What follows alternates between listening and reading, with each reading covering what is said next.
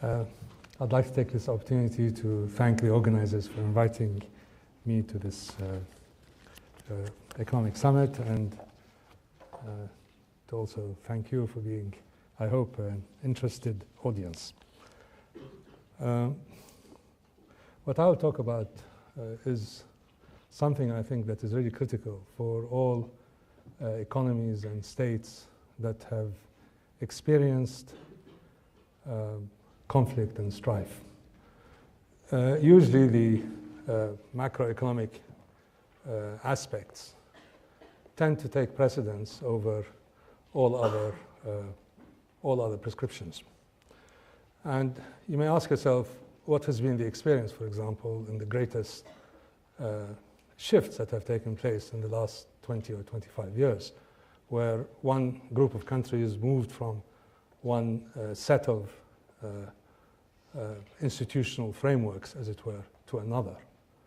Of course, the greatest experience that we have is that of the Eastern Bloc, the former members of the Soviet bloc, and those that have also modeled their economies on the kind of single-party state, a command economy. And what has been their experience since the early 1990s? I think a much more instructive case, especially for the large number of countries that are still trapped in the world of underdevelopment, or have not yet emerged, as it were, fully into the international economy, is the case of Iraq.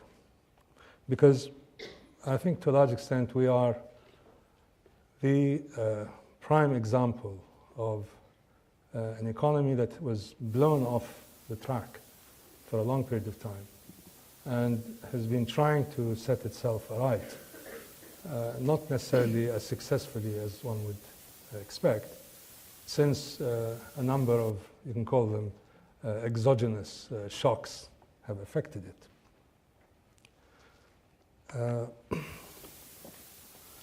Let me see if I can work this. Okay.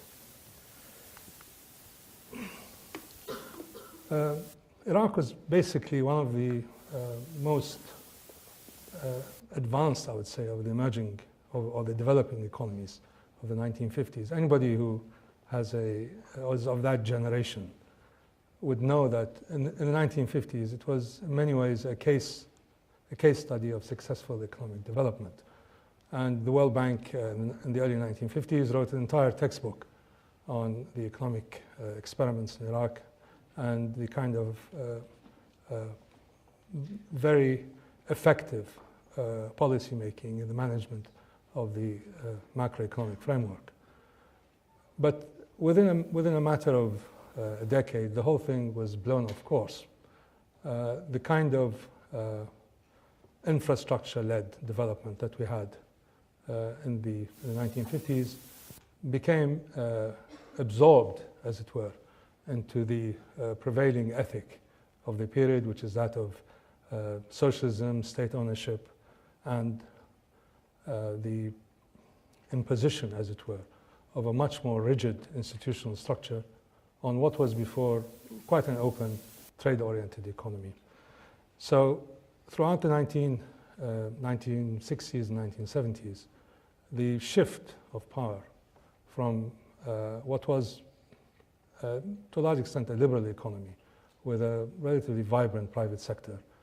It had a number of problems, but these problems, I think, in time would have been resolved, found itself caught in this state-led economic development paradigm that had gripped the world, as it were, of the 1960s. And then to that was added the activities of a single-party state, which dominated the politics of the country from 1969. Now, I believe that the institutional framework in which economic transactions take place, in which economic decision-making takes place, is really central to understanding the mechanisms by which economies grow and develop. It is not so much, of course, correct macroeconomic policies are important. Getting the price right is always important. But in the case of many economies, such as Iraq, I think the institutional framework is really extremely critical. And by that I mean the nexus, as it were, of organizational structures, administrative structures, laws, customs, ideas. These, as it were, form the framework in which economic transactions take place, and the way that they obtain, as it were, in these countries affects necessarily the functioning and the efficiency of markets and the cost of transactions. So these formal rules, the rules of a society, as it were, of laws and regulations, augmented by the informal constraints, such as conventions, rules of behavior, codes of conduct, and the enforcement mechanisms. These are critical to any serious stab at trying to get an economy growing and developing. And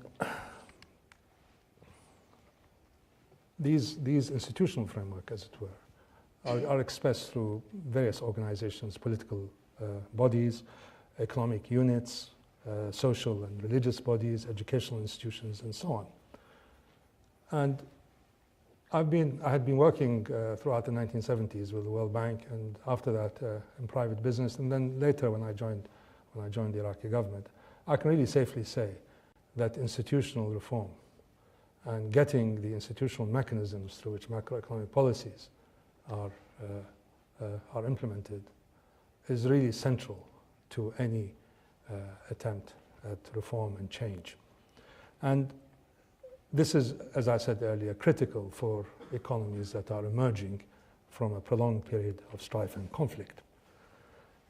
And if you look at, again, those economies, especially in East Asia, that have grown so phenomenally in the last few decades, as well as the economies of post-war Europe and Japan, I think undergirding all of that is a fundamental shift in the institutional framework in which the economy evolved or transacted. Now, changing the formal rules is always the easy part. I mean, constitutions can be adopted as sometimes by fiat. I mean, the Constitution of Japan after World War II was really one drawn up by General MacArthur by fiat. The Constitution in Iraq took a few weeks of rather perfunctory debate, and it's now become basically the founding document of the new order of the country. You can also change laws relatively quickly. You can expropriate and de-expropriate. You can nationalize and denationalize. You can make the necessary changes with relative ease. But as important as doing that, probably more important, are the norms, the informal rules that are the foundations of any serious economic growth. And this is much more difficult to change, and explains in many, many ways why apparently appropriate macroeconomic policies do not end with the right outcome because of the continuity of the norms that have not necessarily moved from one regime to another. And if you look at the experience of the Eastern European economies, especially those that have not entered the EU at an early stage, you find that the inertia of the past is really critical.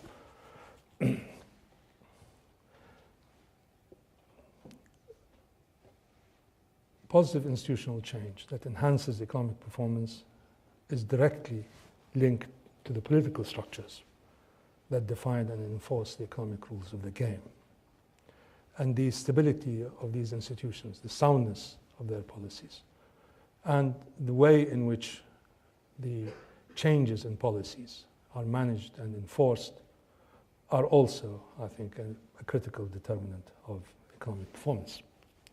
Things like probity of public officials, a sense of the primacy of the public over the private interest on the part of government officials.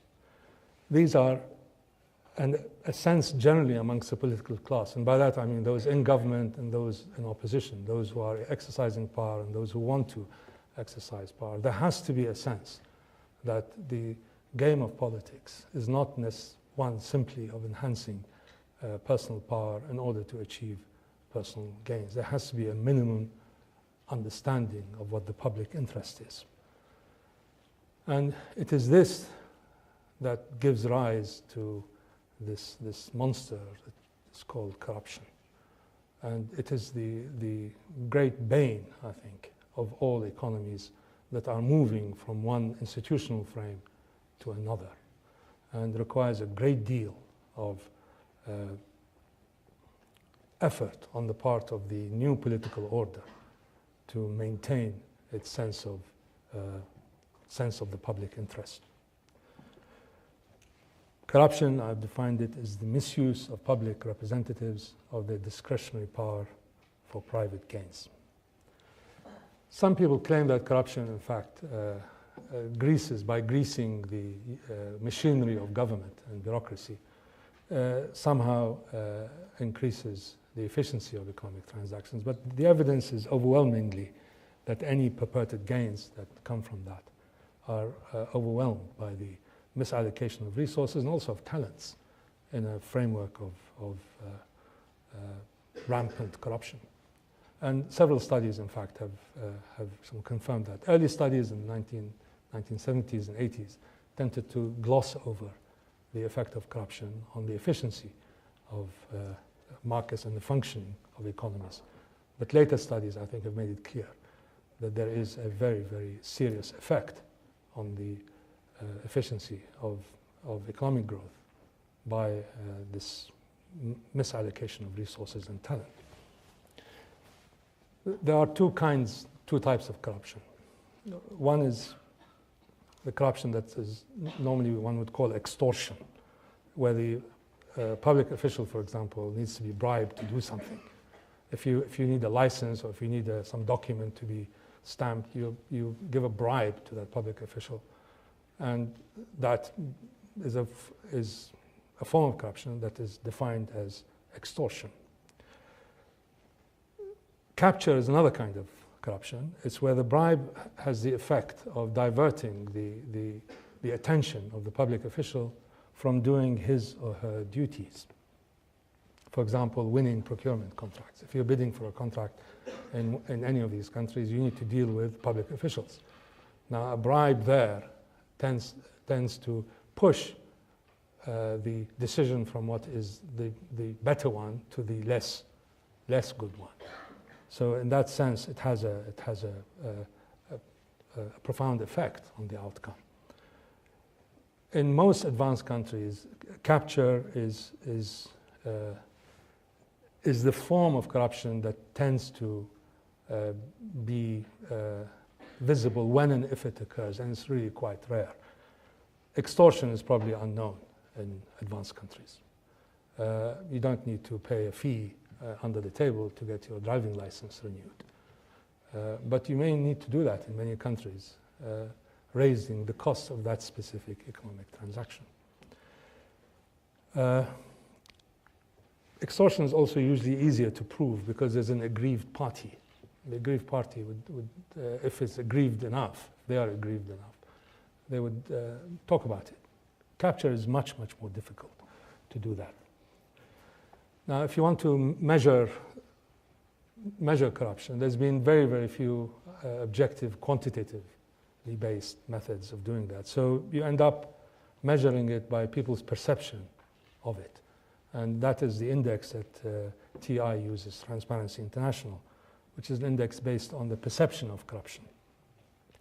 Here you have Iraq occupying the lowest rungs. If you take 10 as being the perfect, the incorruptible country, the most incorruptible country like Finland or Denmark, even they don't score 10, maybe around 9+.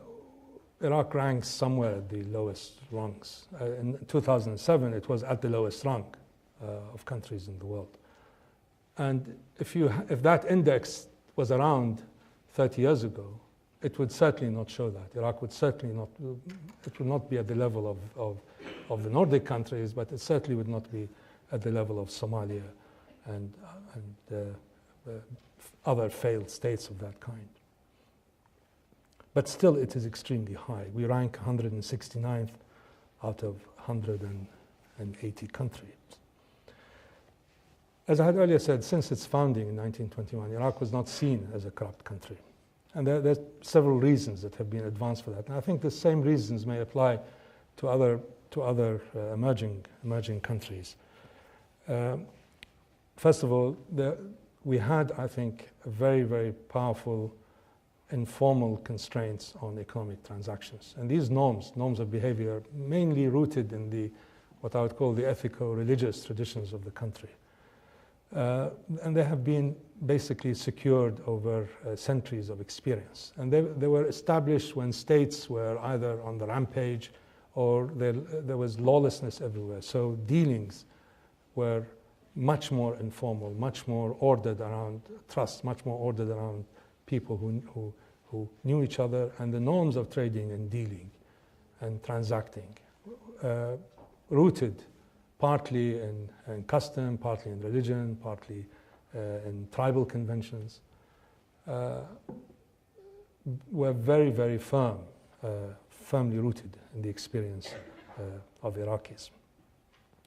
Also, one has to say that there was relatively strong checks and balances within the bureaucracy. And I think I don't want to give the credit all to the mandate period when we were under British rule between 1921 and 1932, but if one has to be fair, it was also a period of massive institutional change, from Iraq being a province or provinces of the Ottoman Empire with their own rules and their own institutions, to a country that was emerging into the modern era.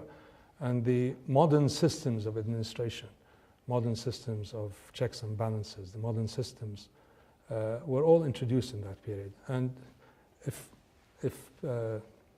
P.T. Bauer still read, you would find that the legacy of strong institutional and administrative structures that was left by the British, for example, in West Africa or in the Sudan was really very, very, very strong. And in the early days of the independence period, it basically colored administrative practice. And certain countries in Southeast Asia, for example, Malaysia and Singapore, continued with this administrative legacy, improved it in some cases, changed it in other cases. But it was a legacy that was by and large positive. And Iraq had that, I think, in considerable measure. The legal system, also a modern legal system that was established in the 1920s and superseded the former Ottoman system, which was based a mixture, a hodgepodge of Sharia courts, commercial courts, modern commercial codes. It functioned reasonably well, especially in the commercial area and the enforcement of contracts and torts and so on. The political class, which was very fractious and fought each other for decades, whether you're in power or in opposition, also had a sense of the public interest. I mean, there are radical figures, revolutionary figures, who subsequently took power later on. They took power in the name of the public interest, enhancing the public interest, and by and large maintained that. The other thing is that, I think this probably applies to many other countries too, leadership, political leadership of that period, and that I'm talking about up to the 1970s, was not really in the business of amassing personal fortunes. There were very, very few cases of even dictators in the 1930s, 40s, and 50s who raped their countries to stuff bank accounts in Switzerland. Where there were one or two cases like that, but there were the exceptions that proved the rule. So there was a much greater sense of that the business of politics is not the business of amassing money for your own account. Of course, it also helped that the state or the government did not have the massive resources that it disposed of subsequently. So one could argue that the opportunities for graft were much less. Sometime around the late 1960s, when the Ba'ath Party came into power, it came in with a revolutionary sort of pseudo-Marxist nationalist program of imposing a single party control over the state, and things began to change drastically. And the same experience can be seen in many other countries, that the growth of the state sector in many African countries, for example, was extremely pronounced in the 1970s. So you have a vast expansion of the state sector.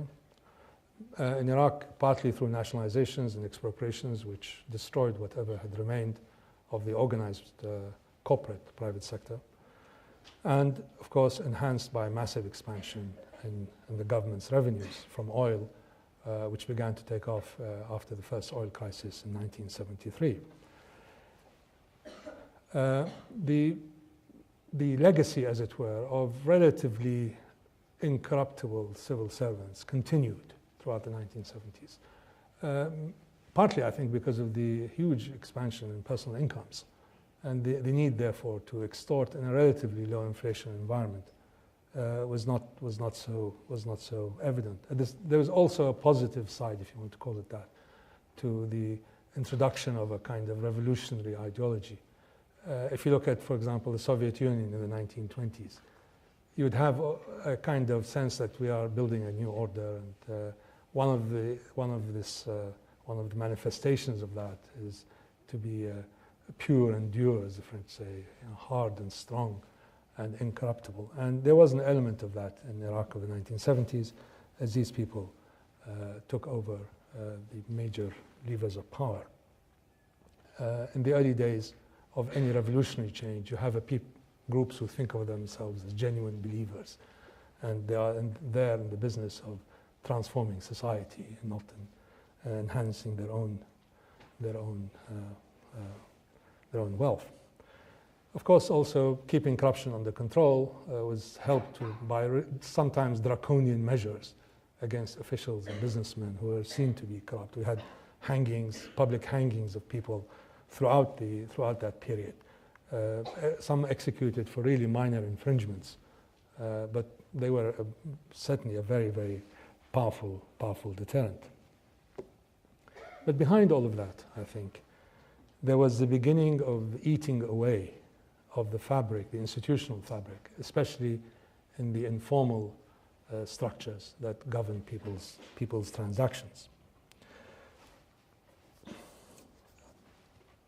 The fear factor played a part, obviously, in maintaining the sense that any overt corruption can be and will be exposed, and therefore you will have huge consequences against that form of corruption. The Iran-Iraq war, you could say, had stressed that system. Obviously, any war is going to lead to a complete shift in the way that resources are disposed of, and gives rise to all the peculiarities of war economy. In the case of Iraq, what happened is that the administrative structures were not as stressed as one would expect because of the huge inflow of funds and resources from countries that backed Iraq's war effort. So by the time the war had ended, Iraq was indebted up to nearly $140 billion to various countries, mainly from the Gulf, to finance the war, basically to finance the incomes of those who are in the state sector, and maintaining quite a generous level of some of subsidies to the public. And this kind of camouflage pushed the day of reckoning one step, one decade later, which came, I think, the chicken came home to roost in the 1990s. 1990s, after the the first Gulf War, when really a very, very severe and wide-ranging sanctions regime was established. It began to eat away at the Iraqi economy. Throughout the 1990s, the sinews that kept society going began to be seriously degraded. First thing that went out the window was the judicial system, because it became more and more subject to the interventions by the political authorities, by the executive authorities, and it's very hard to see how you can take recourse to the courts in any issue, in any aspect in which the government is a defendant. Property rights became seriously degraded in that period. We had large numbers of people who were expropriated basically because the state considered them as enemies of the state. Large numbers of people, nearly 500,000 people, were expelled on spurious grounds. So the idea of having rights over your assets, legal rights over your assets, became seriously questioned, given the ease with which the government took over this property. At the same time, this property that was seized was distributed to cronies and friends of the regime, creating another class of people who now have a vested interest in maintaining these assets, maintaining this property, and therefore seriously diminishing the concept of inalienable property rights. So if you have people whose assets have been seized and then chucked out, and their assets are transferred to others, knowingly that these assets are basically stolen property, you have a system whereby the idea of enforcing property rights becomes ludicrous, actually, if you have the state power ranged against you. So sometime, let's say in the middle of the 1990s, this entire institutional framework, the modern institutional framework in which Iraq had evolved as a state and served it quite well up to the 1970s, began to be seriously degraded and I think fatally undermined. So we were faced with serious economic, administrative, and social collapse. International sanctions severely curtailed government revenues. There was no oil exports for nearly 3 years. And then after that, exports were very carefully calibrated in order to generate revenue, to manage a import program for essential items. With falling income and the general weakening of the state's repressive apparatus, bribery in the form of extortion became widespread. And you had a system where, a period where teachers, for example, who were seen to be the height of the height of the definition of what it is to have a kind of a good career. And they were quite well paid throughout the period up to the 1980s, finding themselves taking bribes from students to give them the exam papers. You had doctors who refused to handle patients unless they were paid under the table. And any routine dealings with government officials involved increasing levels of graft. So a culture of graft and extortion seeped into the administration, into the way in which the country was run. The sanction economy, and like all sanction economies, produces its own network of smugglers and fixers. It distorts the economy in a way in which certain actors pop up who would not normally have had a entry into the formal economy. And the state in Iraq relied on these smugglers and fixers in order to augment its own revenue. So you had rackets taking place, oil smuggling rackets. Oil tankers were smuggled by groups of corrupt businessmen in league with security apparatus of several countries ending mainly in the UAE and then re-exported. And this generated substantial revenues for the government over and above the amount that was authorized for them. Cigarette smuggling rackets were dominated by Iraqi-based mafias in the 1990s, and huge amounts of wealth was gained by these people. So, again, the sanctions economy, part of the quid pro quo, as it were, was that the state took over the responsibility of providing a basic level of service and foodstuffs for the general public. So you had the establishment of a universal program, the PDS, the public distribution system, where every Iraqi had an entitlement to so much rice, so much sugar, so much wheat, so much cooking oil, basically meeting their calorific requirements for 28 days per month. So you had another system established which was completely unnatural in a normal economy, arising as a result of the sanctions. So by the time the 2003 invasion took place, this was really the landscape, as it were, of institutional decay and degradation, and a collapse in the norms and conventions that governed economic transactions, both at the formal level and at the informal level. You had a bloated bureaucracy with huge numbers of people working for the government, paid next to nothing. The average salary of a primary school teacher in 2003, when I landed in Baghdad, was $6 a month. Obviously, the government was, the contract with these people was that they would provide them with essential goods and services, but their monetary compensation was next to nothing. You had a degraded judiciary, and whose rulings were always, whenever they hit a sensitive political nerve, were always overturned by the executive. You had a decaying single party that had basically abandoned its ideology, something like you had, I suppose, in the Soviet Union towards the end of that period, end of the 1980s. And you had a crisis economy, which is dominated by programs and institutions in order to meet the basic levels of survival of the people. And you had a class of, I call them businessmen here.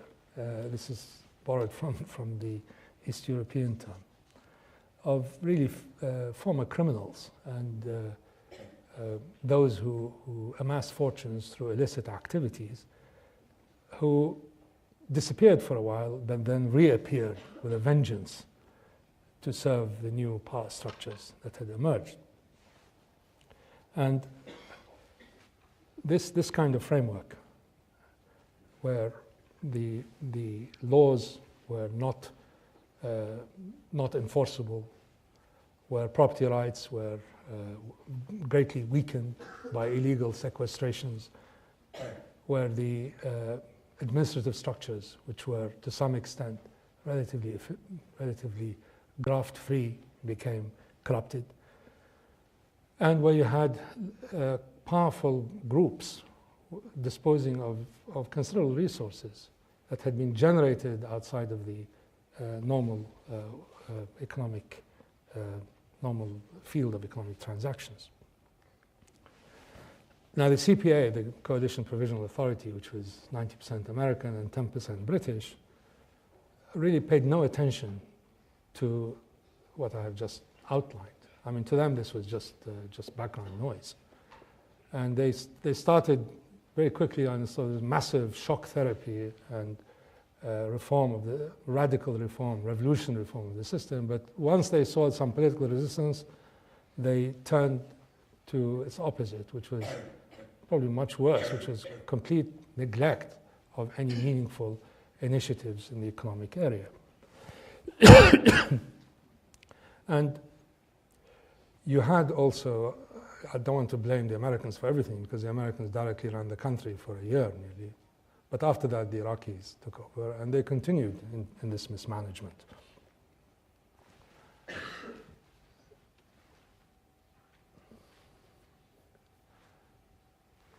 the way in which these people, the new political class, as it were, dealt with this legacy was not to confront it head on.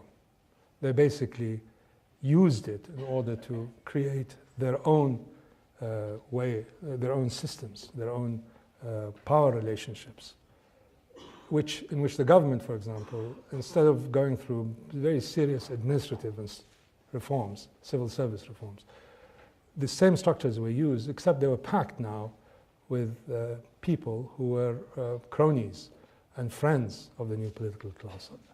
There's a huge wave of exiles returned from various parts of the world. Not necessarily those with the highest levels of skills, but generally those who were probably least employable in wherever they were, or who were caught in camps in places like Iran and Syria. They all descended on Baghdad in this period, all of them expecting jobs in the government, and all of them were in fact given important positions, and some not so important positions. So if you go into the Iraqi ministries of 2004, 2005, instead of seeing a hive of activity, purposeful people trying to recreate a new system, a new order, worthy of Iraq's new democracy, as it were, you had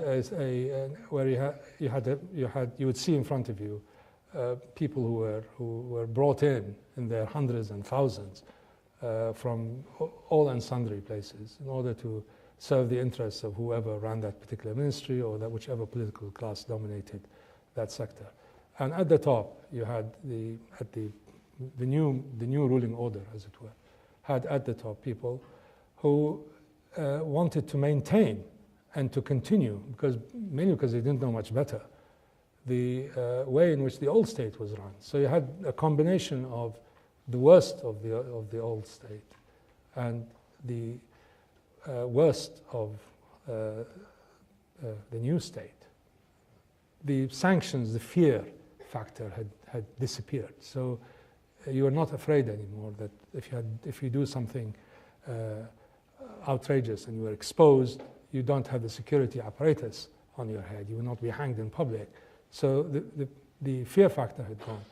But the institutions, the way in which decisions were made, the way in which rewards were divided, stayed the same, using the same rules. So basically, it was the old rules, the old systems under new management.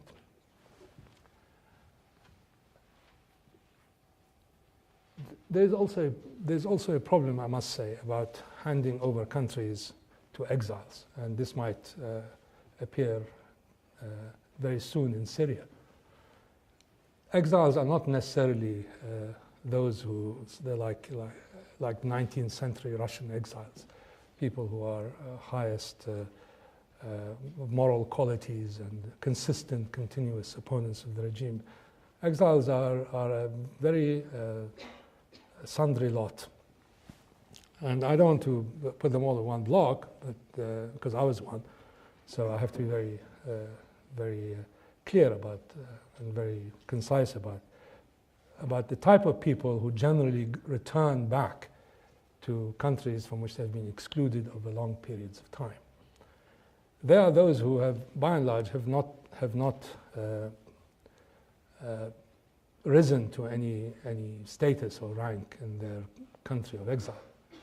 Most of them were probably, you'd find them in various, hanging around various coffee shops, various lounging around, relying too largely on the welfare systems of Western powers. And all of a sudden, these people are propelled back into positions of great power and influence.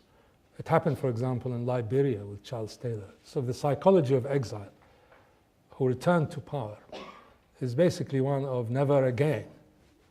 I will never again be subjected to being in these impecunious conditions of being in a situation where I'm disempowered.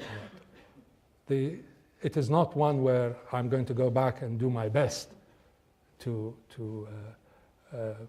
serve my country or to serve my nation. It might happen at different levels. The longer the period of exile, the worse is the quality of people who tend to go back and assume positions of great significance.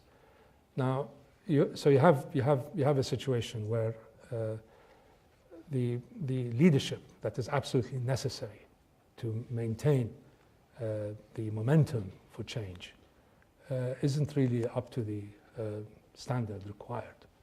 And if they begin to be ensnared by the attractions of working the system, the old system, then you do have the worst of all worlds, and you will have an order that is not in any significant way different or better from the old one. I talked about these cigarette smuggling rings, the oil smuggling rings, the sanctions busting rings. Nearly all of them established relations with the new order. And they began to infiltrate, as it were, the levers and control the levers of the new economy. And there was therefore a growing and strong incentive to maintain, as it were, the crisis economy, even though the crisis had appeared to have gone away or diminished. Of course, underlying behind all of that, the background behind all of that, is a state condition of rampant disorder and violence. But the disorder and violence does not necessarily imply that you should have a implosion of integrity at the center.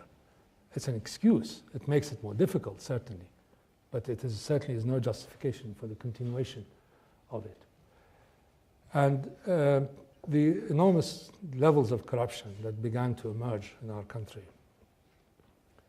just as an example, not a single official of any senior level has been charged or indicted or imprisoned for corruption. We have one case where the former Minister of Electricity was indicted and he was jailed, but then he was sprung by this Blackwater company, obviously working for the US government.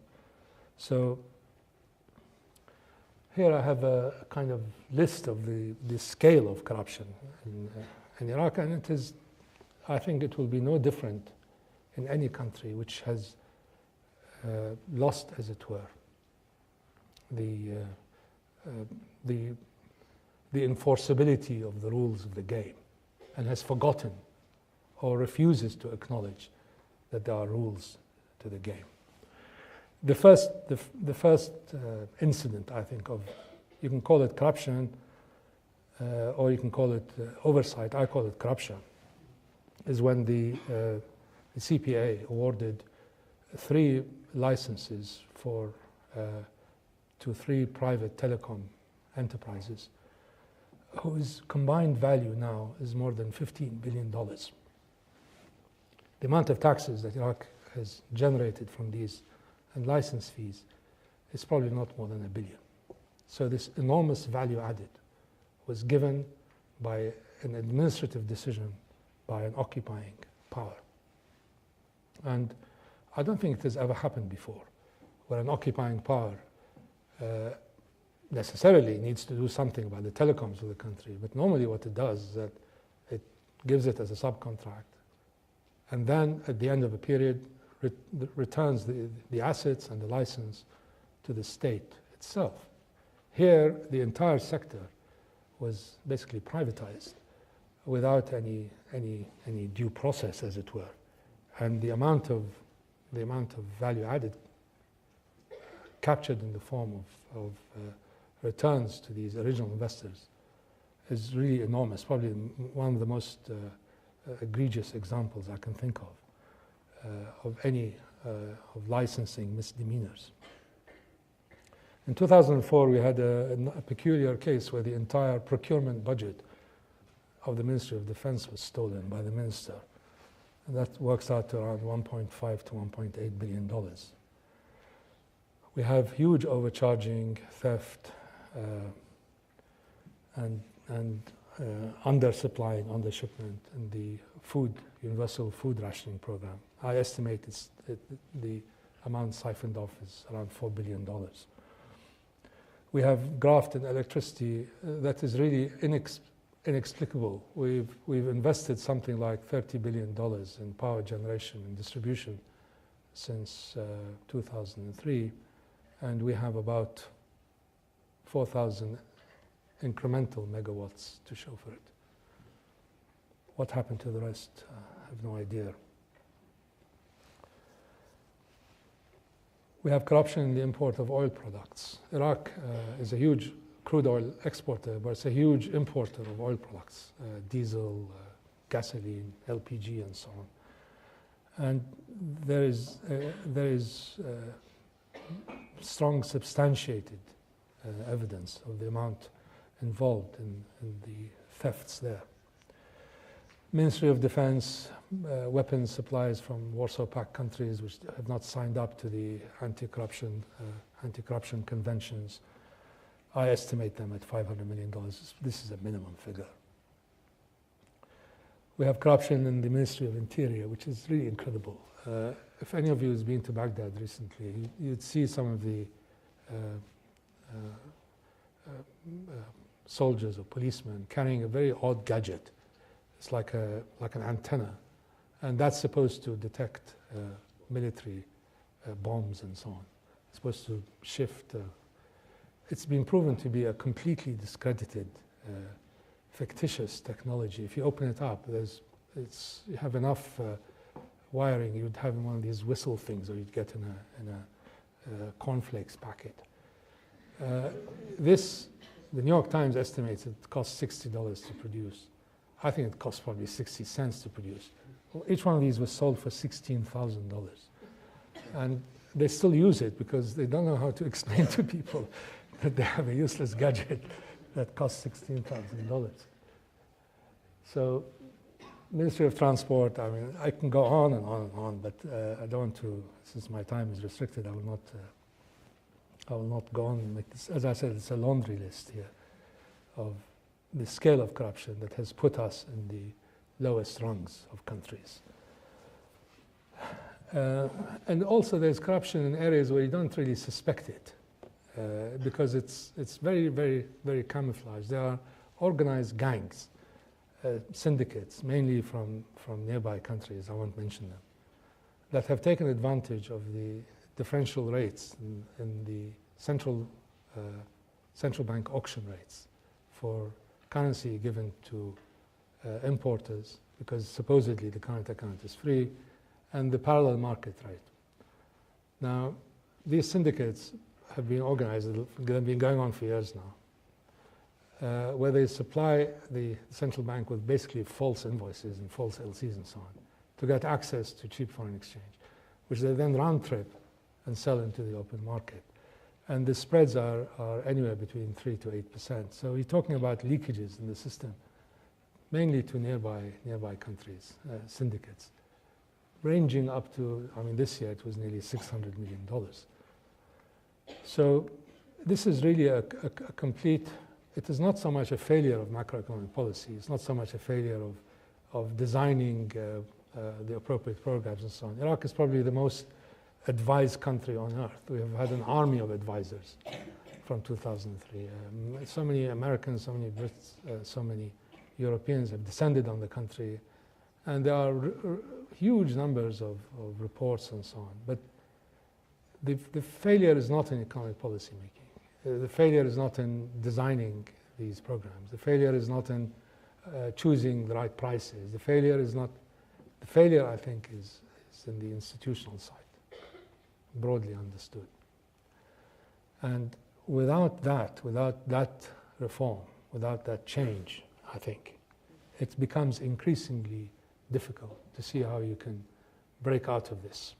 The worst thing that can happen to our country is if you have a fall in oil prices. The country cannot sustain itself if oil prices fall below $70. But as things stand, oil production is increasing at a very, very fast rate. Oil prices are robust. And you have the government, which will have a budget this year of nearly $140 billion, which is massive by emerging market standards. and accounts for something like, oil accounts for something like 95% of government revenues and something like 75% of GDP. The institutional side, I keep on stressing, and I have said that time and time again, is not just a question of getting the price right. You have to have the mechanisms, the rules, the constraints, the codes of conduct, the rules of the game, the enforceability established beyond any doubt. And there are countries that have relatively high degrees of corruption, but still have robust institutions and have quite a strong informal mechanisms for enforcing contracts and deals. It's not that the Southeast Asian countries or the East Asian bloc is not necessarily it's not at the level of Finland in terms of, but they have relatively strong and robust institutions, relatively strong enforcement institutions, courts that by and large rule justly in matters of commercial dispute. Property rights are by and large respected and are not seized arbitrarily. It is this nexus, if you take it as a whole, if you take it as being, as it were, the heart or the fundament of economic development, that has to be brought back to life, I think, in Iraq. And without this sort of institutional approach, it's very difficult to see how sustainable development can take place that can diversify the economy away from this single resource dependence. The World Bank, I think, has basically come to the same conclusion. They have a department now for governance, whatever that means. But they've recognized that aid is not necessarily linked to economic growth, that the transfer of resources from abroad do not necessarily bring economic growth and development, that the recipient country must have the mechanisms, must have the structures, must have the rules that allow for the efficient and appropriate use of these resources. So I use the case of Iraq mainly as not to just highlight the issues and the problems, but to see what happens in countries that emerge out of chaos, strife, and war. What must be the priority for these countries? And my experience, personal experience, and I think the academic evidence seems to point to a revitalization of the institutional norms, as it were, through which economic transactions are undertaken. Thank you very much.